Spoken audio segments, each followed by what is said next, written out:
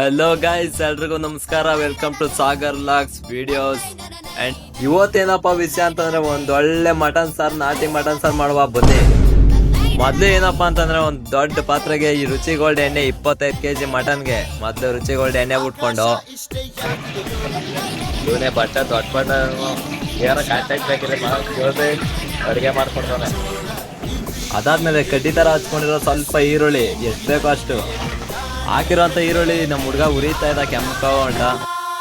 ಅದಾದ್ಮೇಲೆ ಸ್ವಲ್ಪ ಬೆಳ್ಳುಳ್ಳಿ ಜಜ್ಬಿಟ್ಟು ರುಬ್ಕೊಂಡಿರೋಂಥ ಬೆಳ್ಳುಳ್ಳಿ ಪೇಸ್ಟು, ಬೆಳ್ಳುಳ್ಳಿ ಎಲ್ಲ ಹಾಕಾದ್ಮೇಲೆ ಸ್ವಲ್ಪ ಶುಂಠಿ ಹಾಕೊಂಡು ಶುಂಠಿ ಬೆಳ್ಳುಳ್ಳಿ ಪೇಸ್ಟ್ ಎಲ್ಲ ಹಾಕಾದ್ಮೇಲೆ ಸ್ವಲ್ಪ ಹಂಗೆ ಬೇಯಿಸ್ಕೊಂಡು ಸ್ವಲ್ಪ ಪುದೀನ ಸೊಪ್ಪು ಹಾಕ್ತು ಹಂಗೆ ಬೇಯಿಸಿ ಅಂತ ಬಿಟ್ಬಿಟ್ಟು ಒಂದು ಸ್ವಲ್ಪ ಹೊತ್ತು.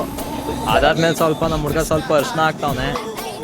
ಹೋಗಿದ್ದು ನಾನು ನಮ್ಮ ಹುಡುಗ ಇಬ್ಬರೇ ಆಗಿರೋದ್ರಿಂದ ಈ ಫೋನ್ ಇಟ್ಕೊಂಡು ವಿಡಿಯೋ ಮಾಡೋಕ್ಕೆ ಯಾರು ಇರಲಿಲ್ಲ ಅಂದ್ಬಿಟ್ಟು ಒಂದು ತಾವು ಫೋನ್ ಮಾಡಿಬಿಟ್ಟು ಮಟನ್ ಹಾಕ್ತಾಯಿದ್ದೀನಿ. 20 kg ಮಟನ್ ಎಲ್ಲ ಹಾಕಾದ್ಮೇಲೆ ಒಂದು ಸ್ವಲ್ಪ ರುಚಿಗೆ ಎಷ್ಟು ಬೇಕೋ ಅಷ್ಟು ಉಪ್ಪು ಹಾಕ್ತು.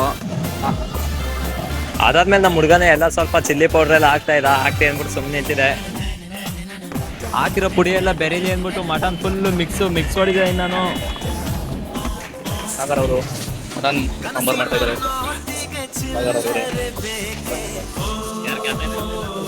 ಏನಾದರೂ ಕೆಲಸ ಇದ್ರೆ ಹೇಳಿ ಮಾಡ್ಕೊಡ್ತಾರೆ ಬಂದು. ಇಲ್ಲ ಅದೇ ಹಂಗೆ ಸ್ವಲ್ಪ ನೋಡ್ತಾ ಇರೋ ಎಲ್ಲ ಸ್ವಲ್ಪ ಬೆಂದಿತ್ತು. ನಮ್ಮ ಹುಡುಗ ಸ್ವಲ್ಪ ಎಲ್ಲ ಮಿಕ್ಸಿಂಗ್ ಹೊಡೆದ. ಅದಾದ್ಮೇಲೆ ಮಿಕ್ಸಿಂಗ್ ಹೊಡಿತಾನೆ ಸ್ವಲ್ಪ ಮಟನ್ ಮಸಾಲೆಗಳು ಹಾಕ್ತು.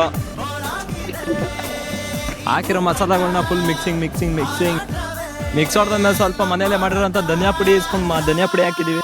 ಹಾಕಾದ್ಮೇಲೆ ಸ್ವಲ್ಪ ಕೊತ್ತಂಬರಿ ಸೊಪ್ಪು, ಅದಾದ್ಮೇಲೆ ಒಗ್ಗರಣೆ ಹಾಕಿ ರುಬ್ಬಿರೋ ಅಂತ ಒಂದು ಸ್ವಲ್ಪ ಮಸಾಲೆ ಹಾಕ್ತು.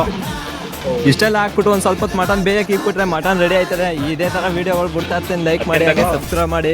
ನಿಮಗೂ ಯಾವ್ದಾದ್ರು ಫಂಕ್ಷನ್ಗೆ ಅಡುಗೆ ಮಾಡ್ಕೊಡ್ಬೇಕು ಅಂದರೆ ಕಮೆಂಟ್ ಬಾಕ್ಸಲ್ಲಿ ಕಮೆಂಟ್ ಮಾಡಿ. ನಾನು ನಿಮಗೆ ನಂಬರ್ ಕಳಿಸ್ಕೊಡ್ತೀನಿ. Thank you for watching guys.